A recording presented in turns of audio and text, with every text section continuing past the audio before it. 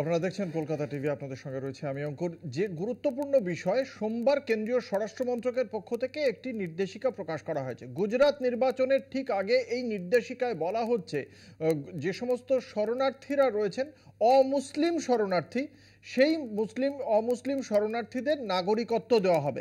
এবং এই নির্দেশিকা যে এসেছে তাতে বলা হয়েছে যে 1955 সালের যে নাগরিকত্ব আইন, তার ভিত্তিতে এই নাগরিকত্ব দেওয়া হবে। 2019 সালে যে নাগরিকত্ব সংশোধনী আইন তৈরি হয়েছে, তার রুল অফ ফ্রেম যেহেতু এখনো হয়নি, সেই কারণে 1955 আইনের হিসেবে এই নাগরিকত্ব দেওয়া হবে।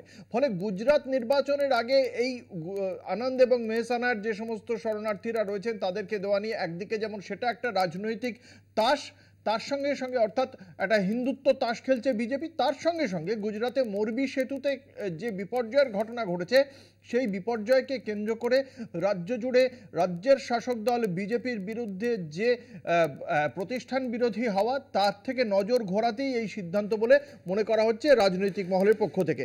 এ বিষয়ে কথা বলবো। আমাদের সঙ্গে রয়েছেন নয়াদিল্লি থেকে রয়েছেন নীরাজ ঠাকুর, আমাদের প্রতিনিধি নিউজ রুমে রয়েছেন বিশিষ্ট সংবাদদাতা আশিস চট্টোপাধ্যায়।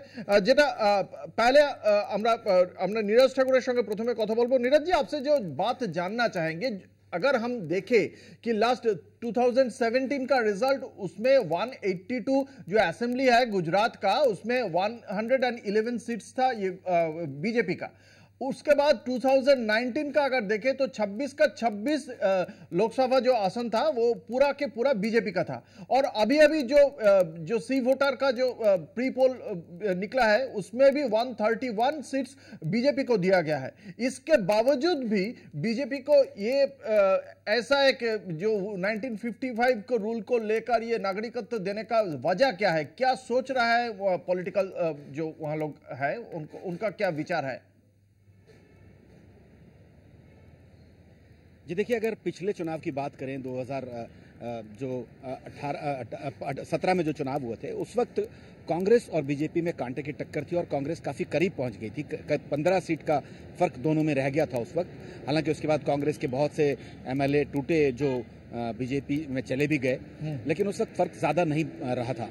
और यही वजह है कि इस बार कोई चांस जो है वो बीजेपी नहीं लेना चाहती, क्योंकि गुजरात मतलब है बीजेपी का एक जो आत्मविश्वास है गुजरात, वहीं से शुरुआत एक तरह से बीजेपी ने पूरे देश में की थी नरेंद्र मोदी ने। और गुजरात में अपनी जड़ें मजबूत करने के बाद पूरे देश में अपनी जड़ें उन्होंने फैलाई। तो बीजेपी किसी भी हाल में गुजरात को नहीं खोना चाहती है। तो उसके लिए तो खोने का डर है क्या? इसी वजह से आत्मविश्वास टूट गए, क्या लगता है आपको? खोने का डर है, इसी वजह से आत्मविश्वास टूट गए और इसीलिए ये प्रोजेक्ट घोषणा करना पड़ रहा है उनको? जी देखिए, बात डर की भी नहीं है, बात बीजेपी, अगर हम बीजेपी को पिछले सारे चुनाव को ध्यान से देखें तो बीजेपी एक चुनाव होते ही अगले चुनाव की तैयारी कर देती है। उनका ऑर्गेनाइजेशन, उनके नेता वो इस तरीके से काम करते हैं कि वो हमेशा चुनाव मोड में ही रहते हैं। और चाहे बात प्रधानमंत्री की हो, जगह जगह जाके वो पार्टी सरकारी फंक्शन में भी पार्टी के लिए अपनी पार्टी को भी मजबूत करते हैं। और जो खुद अमित शाह हैं वो पार्टी का काम भी देखते हैं, हालांकि वो गृह मंत्री हैं लेकिन पार्टी का काम भी देखते हैं। तो एक तरह से वो कोई कमी नहीं छोड़ना चाहते हैं बीजेपी, और इसलिए तमाम चीज़ें की जा रही है। हालांकि कांग्रेस और आप ही आरोप लगा रहे हैं कि गुजरात चुनाव की घोषणा में देरी इसीलिए हो रही है क्योंकि वहाँ उनको घोषणाएं करनी है, वहाँ लोगों को लुभावने वादे करने हैं, लुभावनी योजनाएं जो है वो जारी करनी है।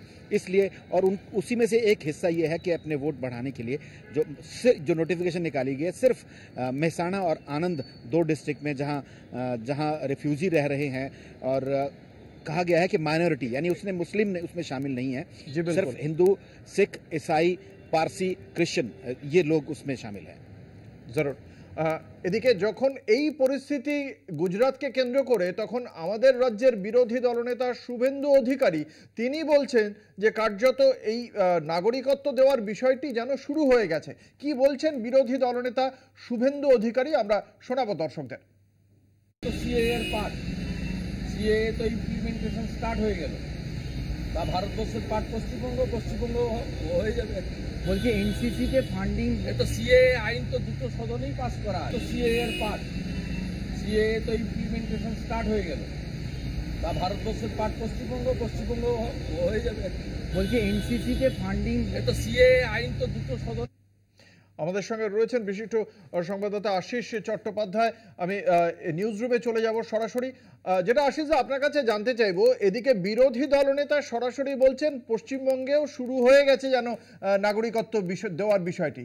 নাগরিকত্ব দেওয়া হচ্ছে না তা নিয়ে স্বয়ং বিজেপির সাংসদ শান্তনু ঠাকুর এই কিছুদিন আগেও তিনি ক্ষোভ প্রকাশ করেছেন। মতুয়াদের পক্ষ থেকে একটা বড় অংশ এই বিষয়ে তারা বারংবার বলছে যে এই বিষয়টি এখনো রুল অফ ফেম কেন গঠন করা হলো না, এবং সেই সংসদীয় কমিটি 7 জানুয়ারি পিছিয়ে দিয়েছে সেই ডেট। ডিসেম্বরে ছিল, সেটাও নেক্সট বৈঠকটা হবে জানুয়ারি মাসে। তাহলে এটা কিসের ভিত্তিতে বলছে? মানে এখন বিরোধী দলনেতা এই কথাটা কেন বলছেন? বিজেপির এই অবস্থানটাকে কিভাবে ব্যাখ্যা করবেন? আচ্ছা, প্রথমে অঙ্কুর এটা বলে রাখা দরকার যে 2019 সালের যে নাগরিকত্ব আইনের সংশোধনী আনা হয়েছিল এবং সংসদে পাশ হয়েছিল, তার তুমি ঠিকই বললে যে তার এখনো রুলস ফ্রেম করা হয়নি, সেই জন্য সেটা এখনো লাগু হয়নি। কিন্তু সেই 2019 সালের আইনে যা যা বলা হয়েছিল ঠিক সেই জিনিসটা আজকে একটা প্রশাসনিক অর্ডার বলে, এবং 1955 সালের নাগরিকত্ব আইনকে সামনে রেখে গুজরাটে প্রয়োগ করা হচ্ছে। আমি এটা পরিষ্কার আমার যেটা মনে হচ্ছে সেটা বলতে চাই যে গুজরাটকে একটা পরীক্ষাগার হিসেবে ব্যবহার করা হচ্ছে। যে কদিন আগে আমরা দেখেছি যে ইউনিফর্ম সিভিল কোড অর্থাৎ হিন্দু, মুসলিম, শিখ, জৈন, খ্রিস্টান নির্বিশেষে বা সমস্ত সম্প্রদায় নির্বিশেষে একটাই আইন, একটাই দেওয়ানি বিধি থাকবে। এই ধরনের একটা জিনিস তৈরি করবার জন্য সেখানে একটা গুরুত্বপূর্ণ কমিটি তৈরি হয়েছে। এখন ইউনিফর্ম সিভিল কোড বাঞ্ছিত কি অবাঞ্ছিত তা নিয়ে নানান বিতর্ক রয়েছে, নানান সমস্যা রয়েছে, কিন্তু গুজরাট নির্বাচনের আগে এটি করা হলো এবং এটাকে একটা অ্যান্টি মুসলমান রূপ দেওয়ার চেষ্টা করা হচ্ছে, যাতে করে সেখানে হিন্দু মুসলমান একটা মেরুকরণ হয় এবং হিন্দুদের ভোট বিজেপির বাক্সে পড়ে। দ্বিতীয়, আমরা আজকে দেখতে পাচ্ছি যে একেবারে সিএএ আইনের অনুরূপ একটা প্রশাসনিক অর্ডার, যেটা 1955 সালের আইনকে সামনে রেখে করা হচ্ছে, কিন্তু 1955 সালের আইনে এ ধরনের কোনো কথা নেই। 1955 সালের আইনে বলা আছে কেউ যদি ভারতের সাধারণ অধিবাসী হন, 5 বছর ধরে তিনি এদেশে থাকেন, তিনি নাগরিকত্বের জন্য আবেদন করতে পারবেন। এই সংবিধান শুরুর সময় যারা পাকিস্তান থেকে বা ভারতের অন্যান্য অংশ, যা এখন অন্য দেশ হয়ে গেছে, সেখান থেকে ভারতে আসেন, তাহলে তারা নাগরিকত্ব পাবেন। কিন্তু 1955 সালের আইনে কোথাও ধর্মের ভিত্তিতে বিভাজনের কোনো কথা ছিল না।